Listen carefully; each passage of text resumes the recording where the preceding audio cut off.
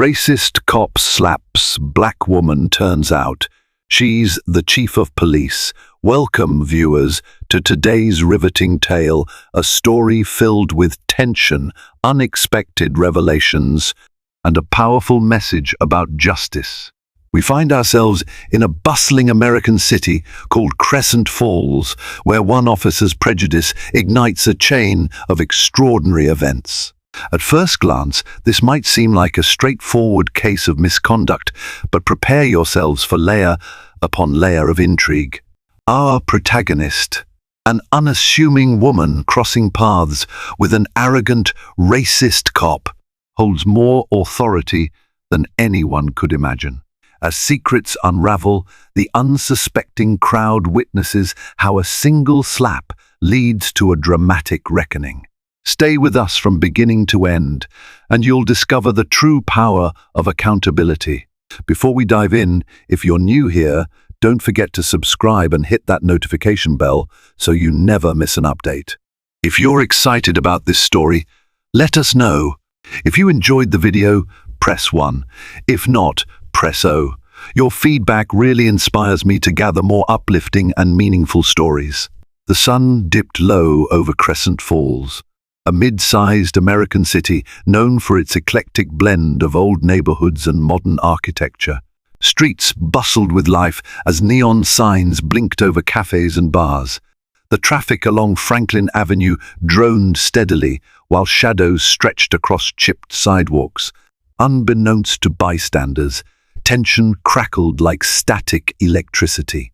On one corner stood Officer Jacob Grant, leaning against his patrol car, fiddling with his smartphone in a manner that suggested he was bored yet itching for trouble. Officer Grant had been a fixture on the Crescent Falls Police Department for nearly a decade. He was tall, with the imposing stature of a college linebacker gone to seed, his uniform seams stretched tight around a growing midsection. Rumors within the force labeled him as someone who used the badge for personal gain. He'd been cited for aggressive behavior and complaints of racial profiling, but each time, the system managed to shield him behind an unspoken code of silence. Glaring at passers-by, he felt the surge of adrenaline that came with wearing the uniform, believing himself above everyday citizens who scurried by. Around the corner, Ava Stewart parked her black Ford Explorer near a bustling Starbucks. She was a newcomer to Crescent Falls, having arrived just a week earlier. Dressed in a tailored navy blazer and jeans, she seemed like any professional woman stopping for a late afternoon caffeine fix. No one would have guessed she was set to become the new chief of the Crescent Falls Police Department, a groundbreaking appointment given she was both female and African American. For Ava, blending into the public scene before her official welcome ceremony was a strategy she had perfected in her years of undercover work. Walking into Starbucks, Ava noticed the broad shoulders of an officer perched at a table. Although she'd never seen Jacob Grant in person before, his description from her internal intelligence files matched perfectly. She had read about his repeated complaints, the scuffles he'd started, his questionable involvement in several suspect arrests that had ended poorly. Yet there he was, drinking his iced coffee as though he had no care in the world. She made a mental note to keep her distance. Her official introduction to the department would come in a more formal setting, and she certainly didn't want to blow her cover just yet. A strange feeling gnawed at her as she picked up her latte. She could sense Grant's eyes sweep over her with that certain kind of contempt she'd encountered all too often, a dismissive, almost irritated look that signaled deep prejudice. Keeping her composure, Ava carried her cup back outside, determined to remain incognito. Yet something in the pit of her stomach told her she was in for a confrontation sooner rather than later. Across the street, a group of teenagers hollered at each other in good-natured banter. One of them accidentally bumped into Officer Grant's cruiser, prompting him to stand abruptly and glare at them through the coffee shop window.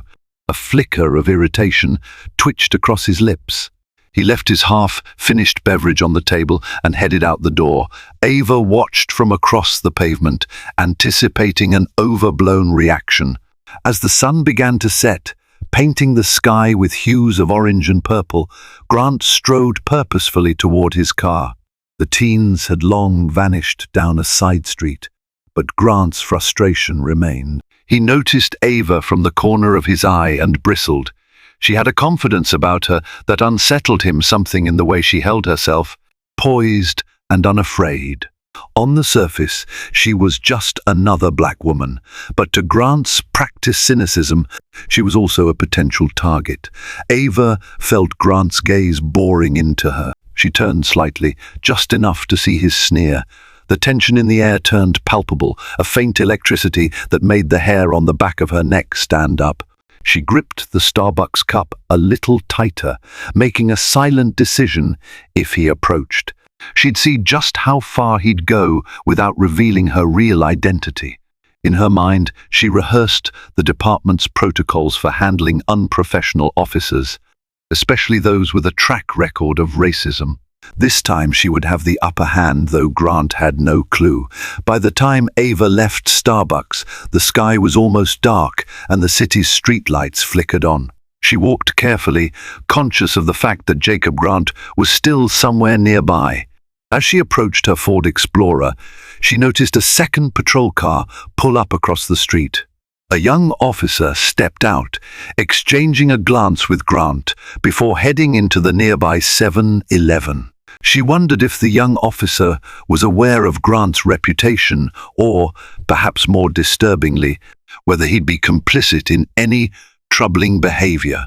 Suddenly, Grant stepped out from behind a lamppost, moving directly into Ava's path. Startled yet composed, Ava stared up at him. He was easily 6'3", overshadowing her by nearly half a foot.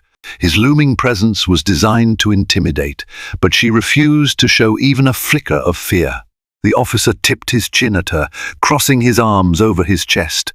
"What are you doing around here this time of night?" he demanded in a tone that bristled with insinuation. Ava raised an eyebrow. "Just getting coffee," she replied coolly, holding her Starbucks cup to reinforce the point.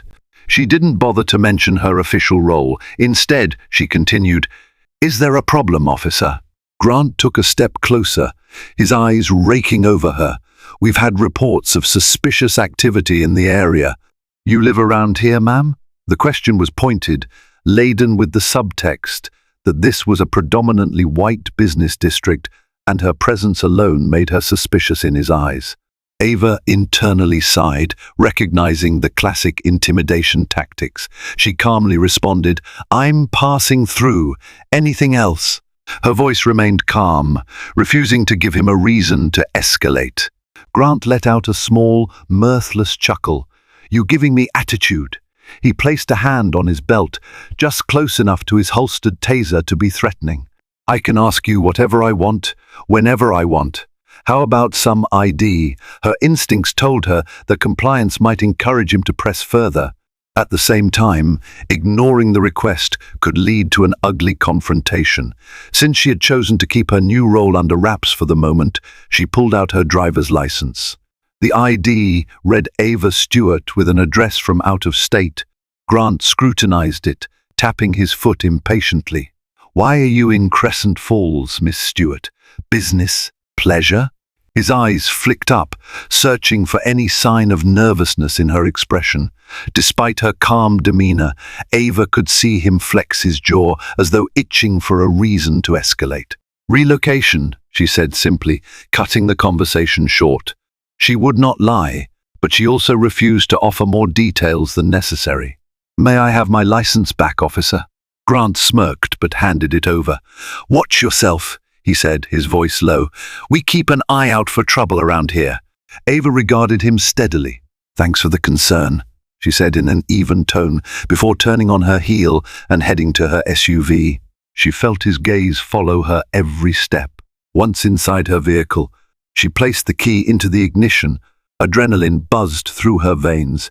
She'd faced far worse threats in other assignments, but the contempt in Grant's eyes had lit a fuse in her soul. This was personal for him, and soon it would become professional for her. The next day, word spread throughout Crescent Falls Police Department that a new chief of police would be arriving soon, someone with a reputation for cleaning up corruption. Rumors swirled in the break room and locker rooms. She was from out of state. She had a high-level background in undercover narcotics work.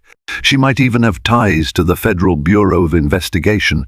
Nobody could confirm all the details, but the tension was palpable. Officer Grant, lounging at his desk with a half-eaten donut and a cup of coffee from Krispy Kreme, pretended not to care, yet he listened carefully to every piece of gossip that floated through. The last thing he wanted was a hard-nosed chief prying into his methods. He'd built a comfortable racket, pulling over certain motorists for infractions, pressuring local teens for tips, and occasionally pocketing small bribes. If this new chief was as tough as the whispers claimed, Grant might finally face consequences he'd long avoided.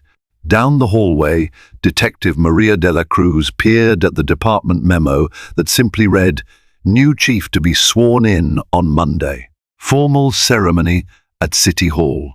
Maria was an earnest officer, known for her impeccable record and compassionate nature. She often found herself working on the same shifts as Grant and privately seethed at his misconduct.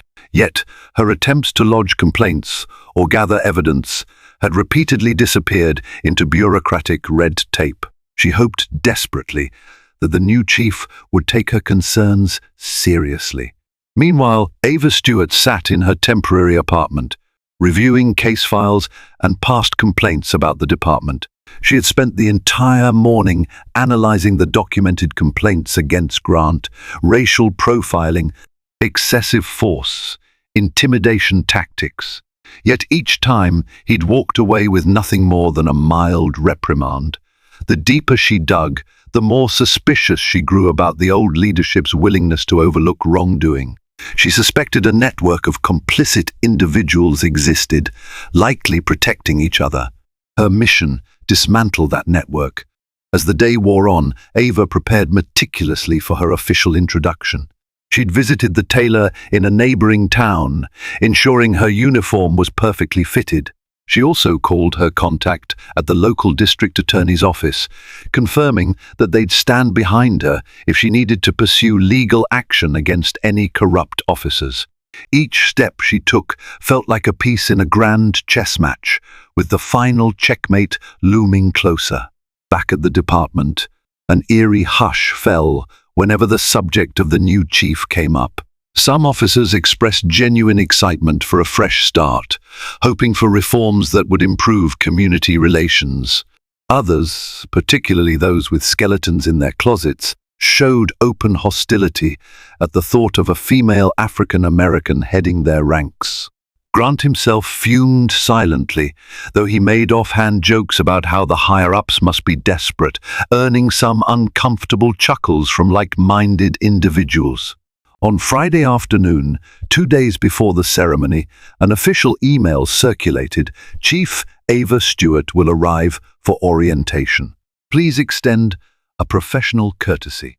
That name, Ava Stewart, triggered a jolt of recognition in Officer Grant's memory. The ID he'd scrutinized belonged to a woman named Ava Stewart. Could it be the same person? The timing was too perfect to be a coincidence. His heart hammered with panic, mingled with rage. The thought that he'd already harassed his future boss and that she was black made him break out in a cold sweat. He recalled how he'd spoken to her, the sneer in his voice, the veiled threat of violence. He even wondered if she might have been armed, carrying a badge that outranked his. That moment at Starbucks replayed in his mind like a terrible omen. In a desperate attempt at denial, he tried to convince himself that maybe it wasn't the same woman. Maybe Ava Stewart was a common name, yet he couldn't shake the dread curling around his gut. Saturday morning dawned bright and clear, the city shimmering under the intense summer sun. Officer Grant found himself assigned to a downtown beat. He roamed the streets in his cruiser, unable to focus on anything but the possibility that the woman he'd intimidated was indeed the incoming chief. If that turned out to be true, how would she respond? Could he spin the incident in his favor? Perhaps claim she was belligerent or refused to follow orders? His thoughts churned so loudly that he nearly missed a call about a disturbance outside a local diner. Racing to the scene with lights blaring, he arrived to find a minor scuffle between two patrons over a parking spot. He bellowed at them to break it up, adrenaline surging as he took a heavy-handed approach to separate the individuals. Overcompensating for his anxieties, he shoved one man against the squad car, nearly dislocating the man's shoulder. Bystanders gasped, and a few people whipped out their phones to record. Grant barked threats about arresting anyone who interfered. By the time he left, hearts pounded and resentment festered among the crowd. A half-dozen new complaints would likely land on his record that afternoon. Meanwhile, Ava spent her Saturday quietly meeting with key community leaders, including a pastor who ran a youth outreach program and the local chapter president of the NAACP. She wanted to understand the city's pulse, the undercurrents of tension that might not be visible in official reports. Repeatedly, she heard the same name whispered like a curse: Officer Jacob Grant. "He harasses our kids," said Reverend Howard, shaking his head in frustration. "Pulls them over for no reason, intimidates them. We've filed complaints, but nothing ever sticks. People are afraid to even talk about it because they don't trust the police to protect them if they speak out." Ava nodded solemnly. "I'm here to change that," she said firmly, committing his words to memory. Although she'd already encountered Grant, hearing first-hand accounts of his terror tactics made her all the more resolute. She promised Reverend Howard that reforms were on the way and that any abuse of power would be addressed swiftly. That evening, as the sun dipped below the skyline, Ava decided to drive around the city, quietly observing the nightlife and the police presence. She kept an eye out for Grant's cruiser, half hoping to see him in action. Though she didn't want a direct confrontation just yet, she also felt an urgent need to witness firsthand how he interacted with citizens.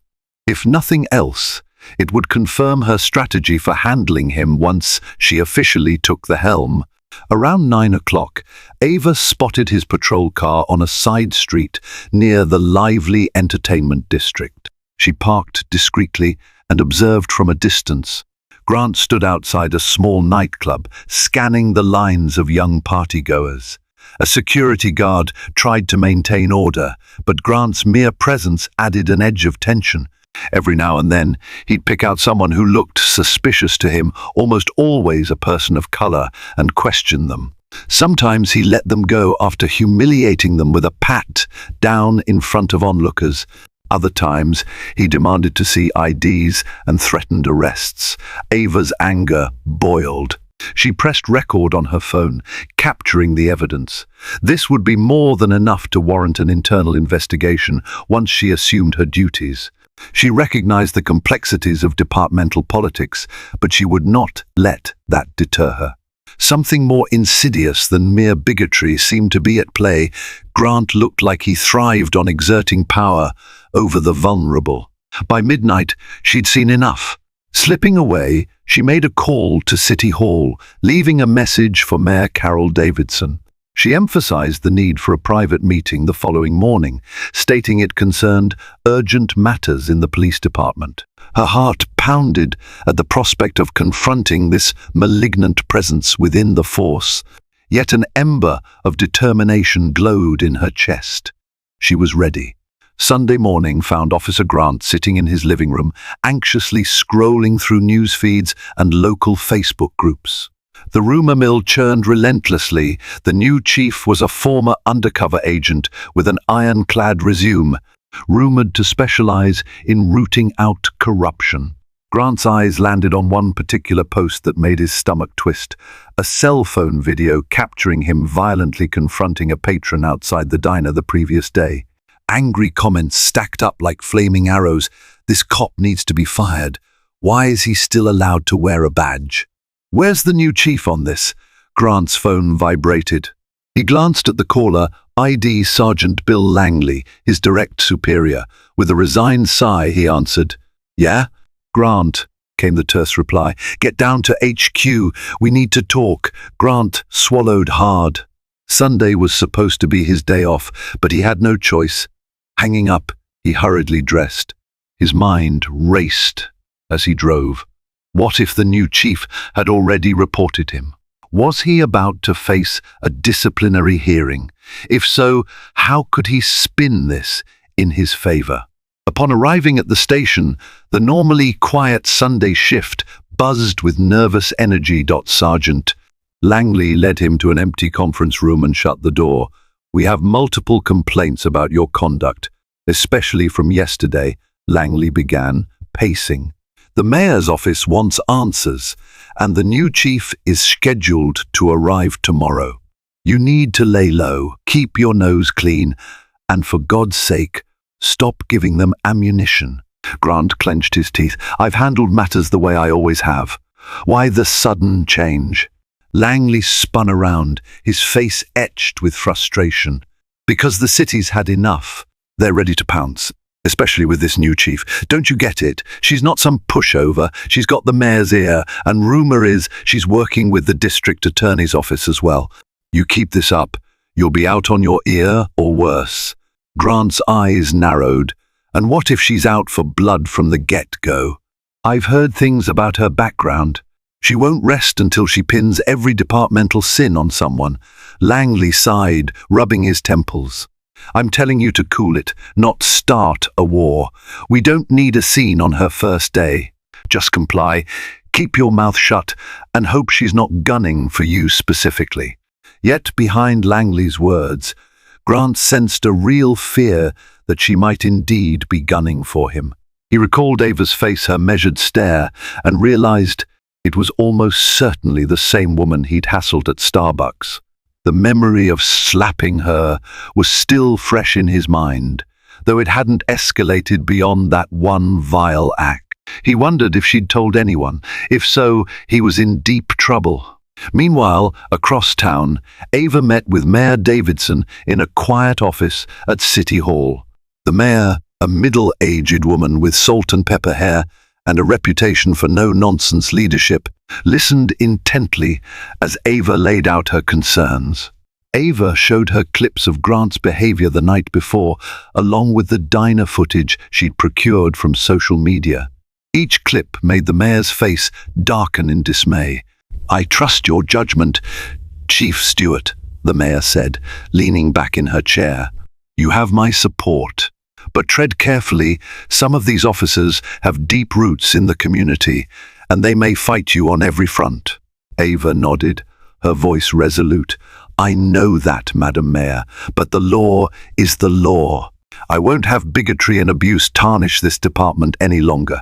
She hesitated before continuing. I also have reason to believe that Officer Grant specifically is more than just a loose cannon. I suspect there's a larger network enabling him either covering up evidence or ignoring complaints. I plan to dig until I find out who's responsible. The mayor eyed her. You have full authority to conduct an internal review. Just be prepared for backlash. If you need additional resources, legal, investigative, let me know. We can't let this corruption fester. Meeting concluded, Ava left City Hall with a renewed sense of purpose. Tomorrow, she would stand before the entire police department and be sworn in. That moment would mark the beginning of a new era, one where racially motivated brutality and corruption would be brought to light. She thought of Officer Grant's smug face and felt a surge of determination. If he tried to challenge her authority or continue his racist reign, she would be ready. Monday morning arrived, crisp and bright, with a flurry of activity at City Hall. Uniformed officers lined the hallway leading to the ornate council chamber, where the swearing-in ceremony would soon take place. Reporters and photographers from the local newspaper jostled for space, eager to snap a picture of the new chief. Residents of Crescent Falls also gathered, curious and hopeful. Some came because they'd suffered under the old administration's indifference. Others came out of civic pride, wanting to witness a historic moment, the city's first black woman chief of police. Ava Stewart stood in front of a mirror in a side room, adjusting the collar of her crisp uniform. She inhaled deeply, letting the significance of the moment wash over her. Memories of her childhood in Chicago flickered through her mind, her mother's unwavering encouragement, her father's tales of justice, and the racism she'd battled as she rose through the ranks.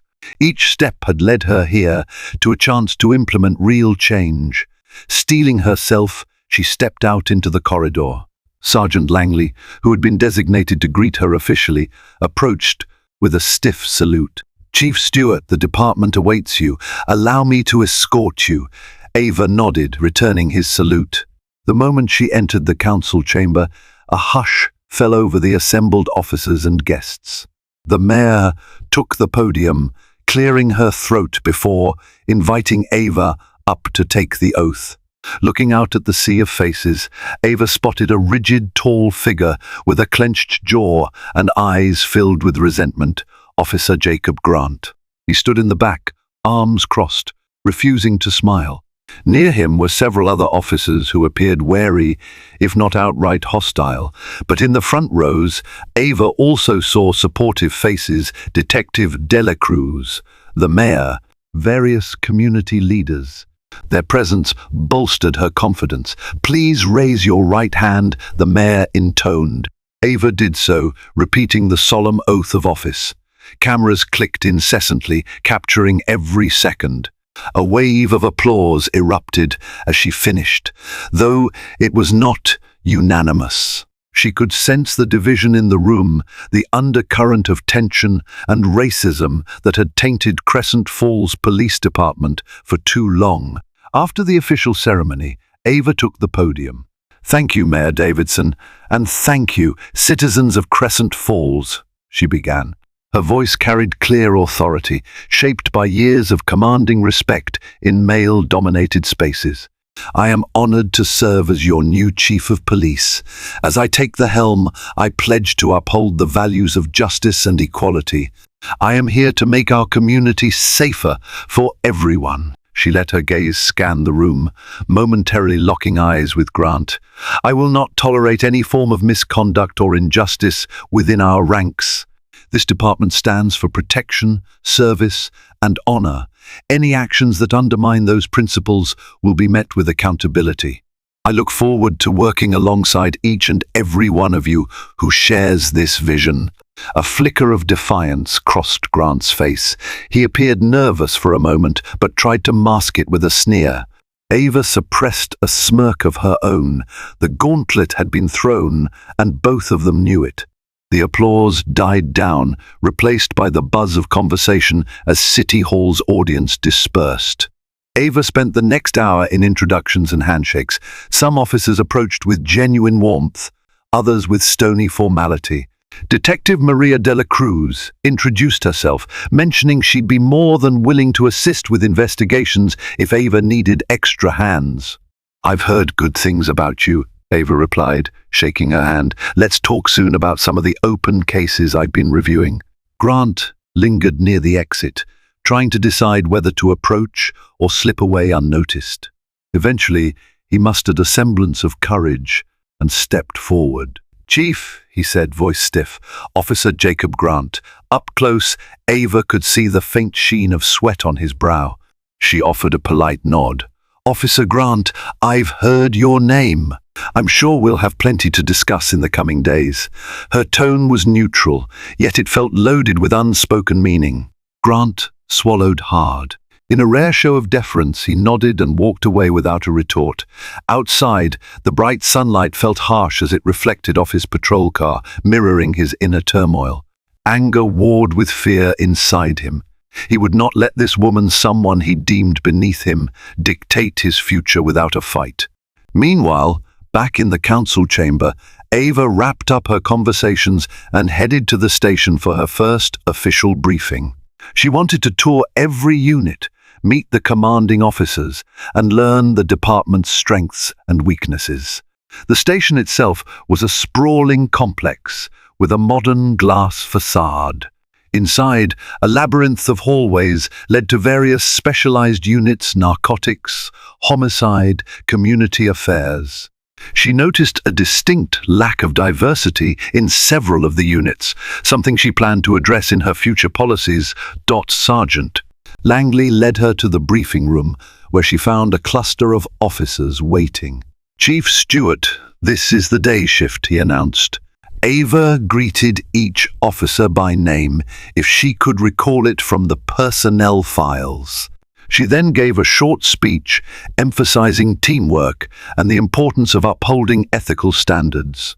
Though a few officers shifted uneasily at her mention of ethical standards, most gave her polite nods. After the briefing, Ava asked to see the internal affairs files. She wanted to review all complaints lodged against the department in the last 5 years.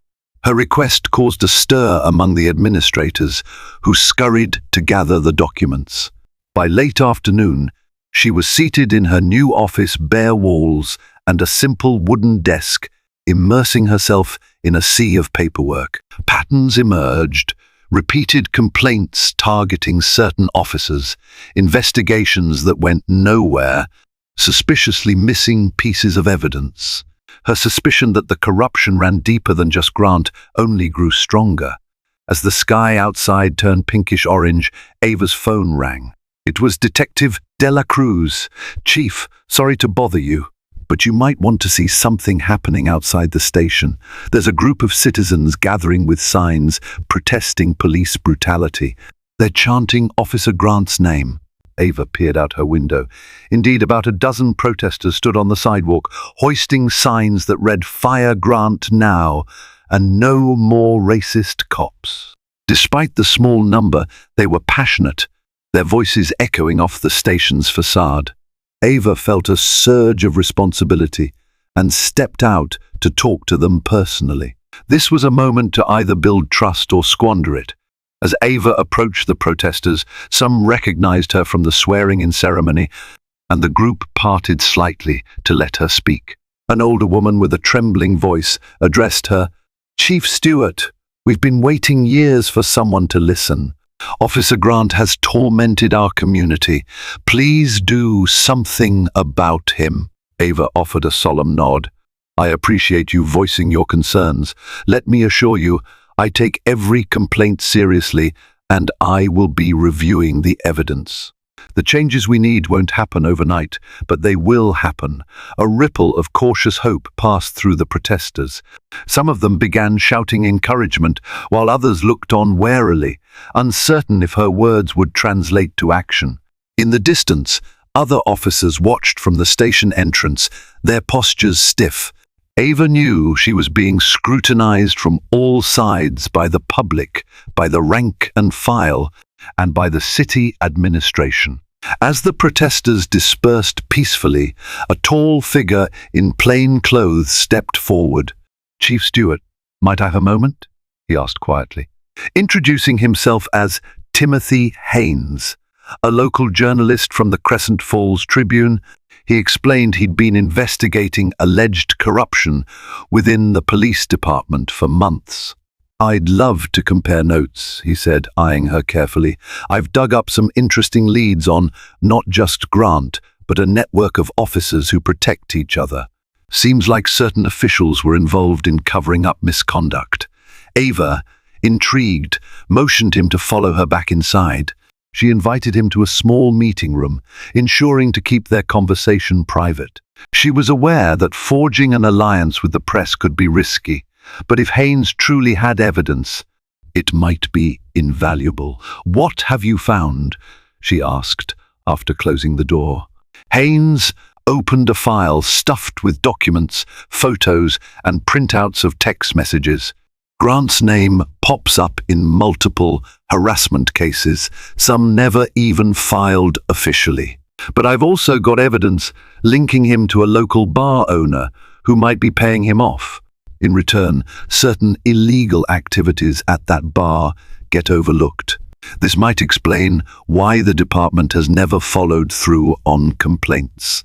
Ava examined a few of the documents, her brow furrowing at the sight of grainy photographs depicting shady handoffs between Grant and an unidentified man. These are serious allegations. Why haven't you published them yet?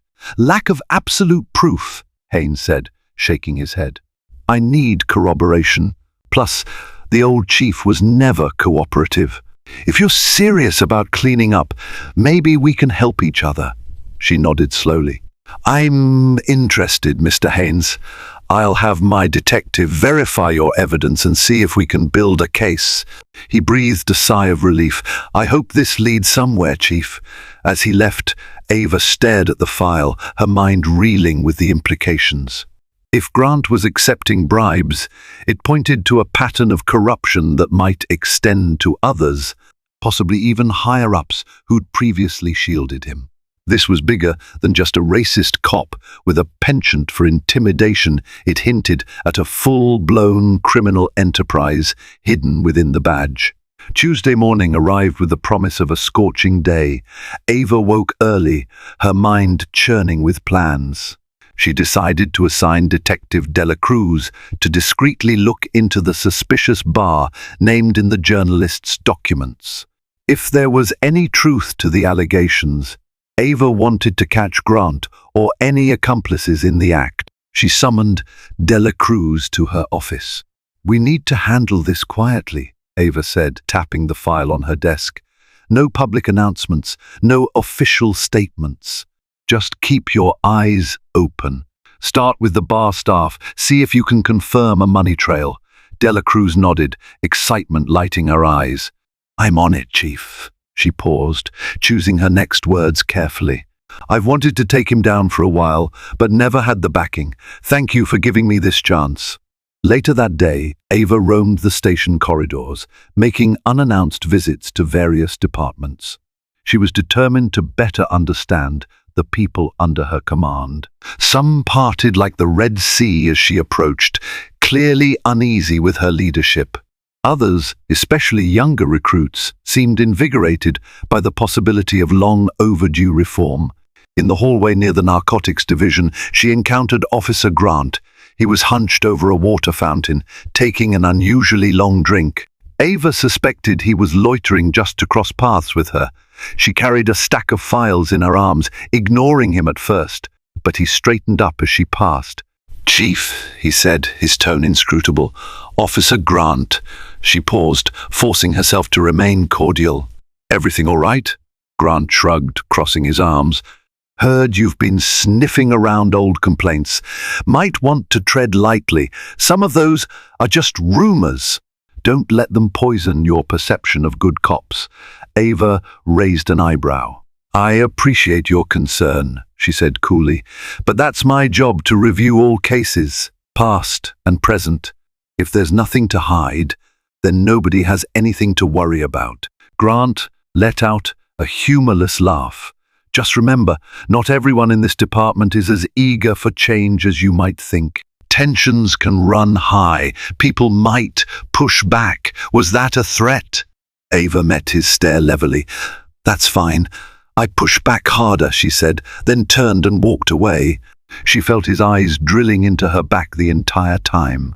In the late afternoon, while reviewing more internal affairs documents, Ava received a call from Detective Dela Cruz.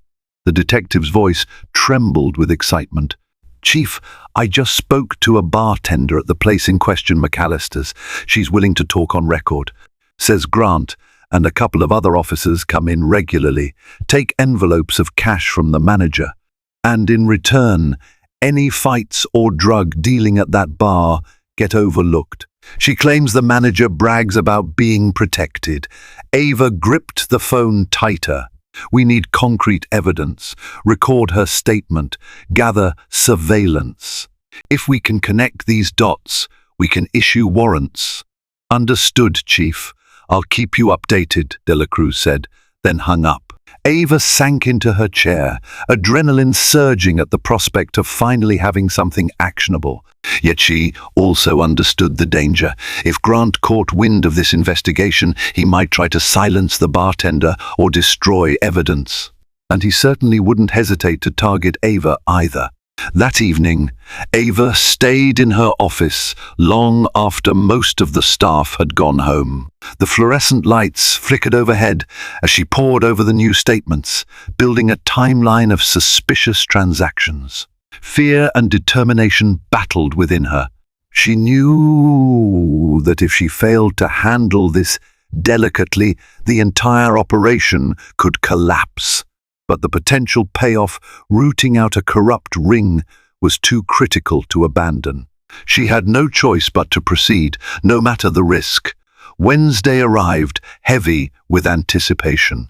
Ava and Detective Dela Cruz decided to conduct a small-scale sting operation at McAllister's bar that evening. Dela Cruz would go in undercover, wired for audio. Meanwhile, 2 more trusted officers would monitor from an unmarked van across the street. The goal: catch Grant and any other complicit officers on record accepting bribes. Ava wanted to oversee the operation herself, but she also knew her presence might tip off anyone who recognized her. So she stayed back at headquarters, a ball of nerves gnawing at her gut as she waited for updates. A part of her recalled the moment outside Starbucks, how close she'd been to revealing her identity to Grant when he harassed her. Tonight, she hoped to reveal far more dangerous secrets. Shortly after 9 p.m., Dela Cruz texted. In position, Ava stared at the phone, waiting for any sign that the operation was proceeding smoothly. Time crawled by. 11 minutes later, another text. Grant has arrived, with 2 others. Ava's pulse hammered. If they could record Grant accepting money, they'd have a solid case. She pictured the scenario in her mind. Grant strolling in, leaning against the bar counter, exchanging quiet words with the manager, maybe nodding as he slipped an envelope into his pocket. 20 agonizing minutes dragged on with no new updates. Finally, a notification popped up. Got it, on tape, pulling out. Relief coursed through Ava. They had what they needed, or so she hoped. She sent Dela Cruz a quick message. Meet at the station. Secure the evidence in evidence lockup. The detective responded, on our way. A half-hour later, Dela Cruz burst into Ava's office, her eyes shining with triumph. She placed a small recording device on the desk. We got it, Chief. Clear audio. The manager hands Grant an envelope, says, thanks for the coverage, officer. Then Grant says, you know the deal. Keep that money flowing, and we keep the trouble off your back. Ava sank into her chair, exhaling in relief. This is huge. Good work, detective. But even as she spoke, a sense of caution tempered her excitement. They needed to proceed, carefully build an airtight case with the district attorney. Let's transcribe it, send a copy to the DA, and keep the original locked up. Tomorrow morning, we'll brief the mayor. However, just as Dela Cruz prepared to leave, the station alarms began blaring. Red lights flashed across the corridors, signaling an emergency lockdown. Ava and Dela Cruz exchanged worried glances and sprinted to the main lobby, where a chaotic scene unfolded. Officer Grant stood there, face twisted in rage, gun drawn but aimed at the ceiling. 2 other officers flanked him, looking disoriented and agitated. Everyone step back, Grant roared. He was shouting incoherently about betrayal, about being set up. Nearby officers froze in shock, unsure how to respond to their longtime colleague's meltdown. Sergeant Langley crouched behind a desk, fumbling for his radio. Ava's stomach lurched. This was precisely the sort of meltdown she dreaded, a cornered beast lashing out. She forced herself forward, speaking in a firm but calm voice. Officer Grant, lower your weapon. This isn't going to solve anything. He whipped his gaze toward her. You, he snarled, pointing the gun in her direction. She tried not to show fear, but her heart pounded so violently she wondered if everyone could hear it. "You think you can come into my department and ruin me?" The room seemed to shrink, the weight of potential tragedy pressing down on every breath. Ava held up her hands, palms outward. "Grant, put the gun down. No one has to get hurt." An electric tension buzzed in the air. For a moment, Grant's eyes flickered with doubt, but then he seemed to double down on his fury. "I've given my life to this job," he raged. "I won't go down like this." A hush fell over the station lobby as Officer Grant tightened his grip on the gun. Several younger officers stood paralyzed, unsure if they should draw their own weapons on a fellow cop. Ava sensed that any sudden move could trigger a violent reaction. Carefully, she took one step closer. "Officer Grant, this is not the time to throw everything away," she said, voice steady. "We have procedures. Let's go to my office, talk this through. Put the gun down and we'll handle this like professionals." He scoffed, rage twisting his features. "You set me up. You turned my own department against me." He glanced at the other officers, as if expecting them to back him up, but many looked away, unwilling to side with him in this moment of madness. De la Cruz quietly positioned herself to the side, ready to intervene if the situation escalated. She caught Ava's eyes, silently communicating that she'd distract him if necessary. Meanwhile, Sergeant Langley kept trying to radio for backup, but Grant noticed and snarled, "Stop that radio call, or I'll shoot." Langley froze, dropping the radio with shaking hands. Tension crackled like a live wire. Ava realized Grant had lost all sense of reason. He might very well fire on anyone who made a wrong move. Suddenly, the station doors burst open, revealing a cluster of SWAT officers. They'd been alerted by the alarm and the abrupt cessation of communications. Seeing Grant with a raised weapon, they fanned out, guns drawn. The entire lobby became a standoff. Ava raised her voice to the SWAT officers. "Hold your fire. Give me a chance to talk him down." Grant's breath was ragged. His eyes darted from Ava to the SWAT officers to De La Cruz and back again. "I'm done taking orders from you," he barked, stepping backward toward the exit, but SWAT members blocked his path. With desperate eyes, he spotted a civilian administrative assistant cowering behind a desk. In a swift move, he lunged and grabbed her, pressing the gun to her temple. She let out a terrified cry, her hands shaking uncontrollably. Gasps echoed around the room. Ava felt her stomach plummet. "Don't make me do this," Grant yelled, voice on the edge of hysteria. The administrative assistant was now effectively a human shield. The SWAT officers shouted for him to release her, red laser dots jittering across his torso. Ava realized that if she didn't de-escalate, this would end in bloodshed, most likely the assistant's. Putting her hands up again, Ava stepped forward slowly. "Grant, listen to me," she said, her voice calm and maternal in its compassion. "That woman had nothing to do with any of this. You don't want to hurt her." His hand trembled around the gun. "I just want out," he said, panic threading through his tone. "I won't go to jail. I won't let you humiliate me." Ava's eyes flicked to De La Cruz, who had managed to inch closer. Their gazes locked, and Ava saw the determination there. De La Cruz was ready to risk her life to save the hostage. Ava gave a minuscule nod, hoping to orchestrate a distraction. She continued to speak softly, drawing Grant's focus. "No one wants you dead," she said. "And you don't want to kill an innocent woman. Let her go, and we can discuss your next steps." For a split second, Grant seemed to consider her words, but then a hysterical laugh escaped his lips. "Next steps? You want to see me behind bars? I know how this ends."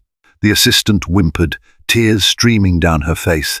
Her terror was palpable, fueling the tension in every corner of the room. Time slowed as Ava realized the confrontation had reached a tipping point. SWAT officers bristled, their aim locked on Grant. One wrong twitch, and the triggers would be pulled. AVA's throat went dry. She had to act now or risk a tragedy. She took another step forward, heart pounding. "Officer Grant, I'm placing you under arrest for assault, kidnapping, and brandishing a firearm.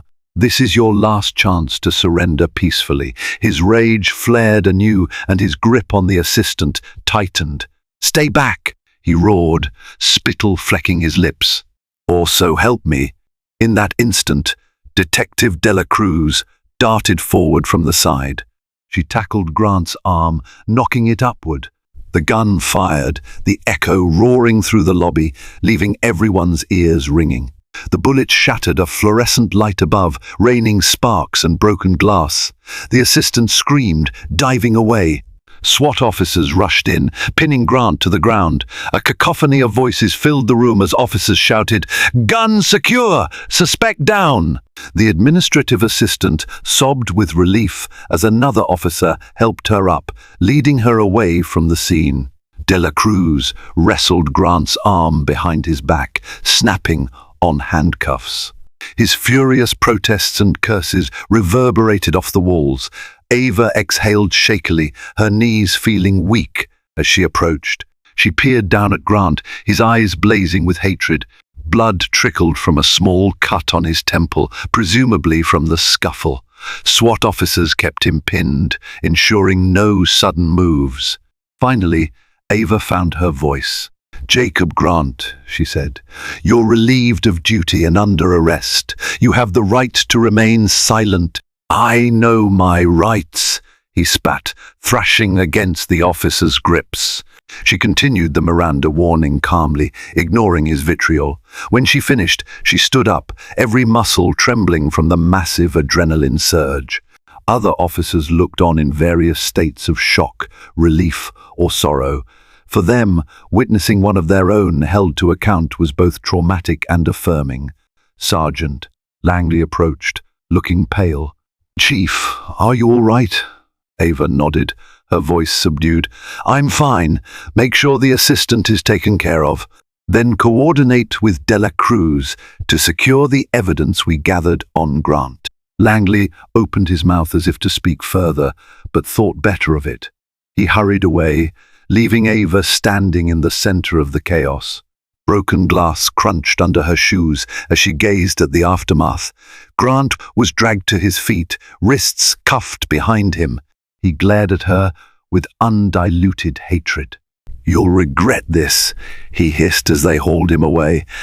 "Actually," Ava replied softly, "I won't." Chapter 13. The aftermath. The hours after Grant's arrest were a whirlwind of paperwork, statements, and stunned phone calls. Ava convened an emergency meeting with the district attorney, who arrived at the station in the middle of the night. Detective Dela Cruz handed over the recorded evidence from the bar, which the DA reviewed with grim satisfaction. "This is more than enough to prosecute Officer Grant," the DA said, glancing at Ava. "We'll move quickly on this. He'll be held without bail until his arraignment, given the armed hostage-taking." Ava felt a surge of relief, though she knew the ordeal was far from over.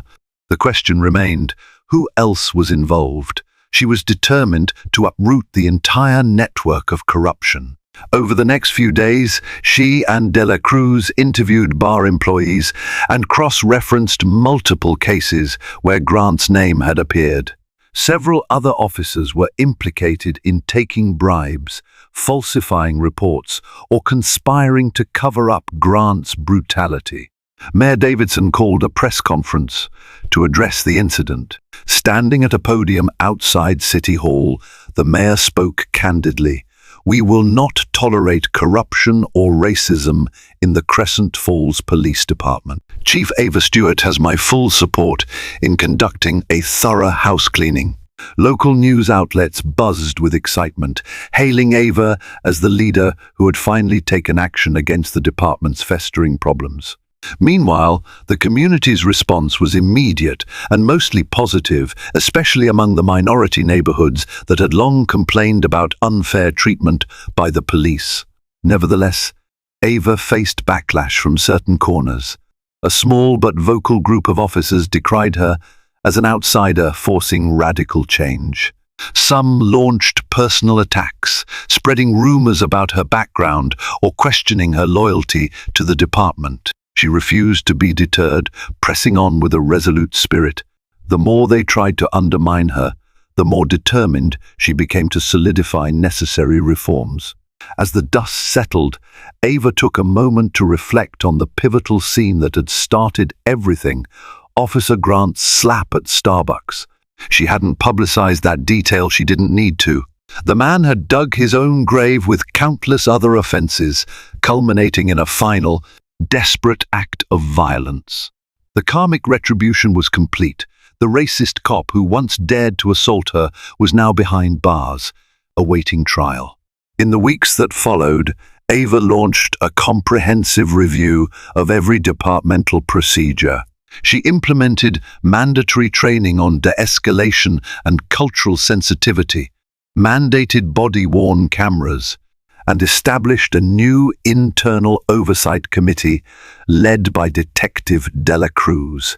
The committee's mission: ensure that no complaint would ever again vanish into bureaucratic limbo. Public trust began to heal. Community leaders praised Ava's efforts, holding events to acknowledge the progress made.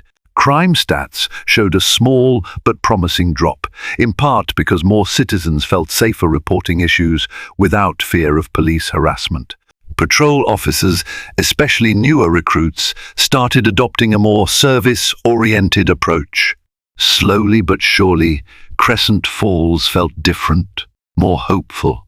Meanwhile, behind bars, Jacob Grant's world crumbled.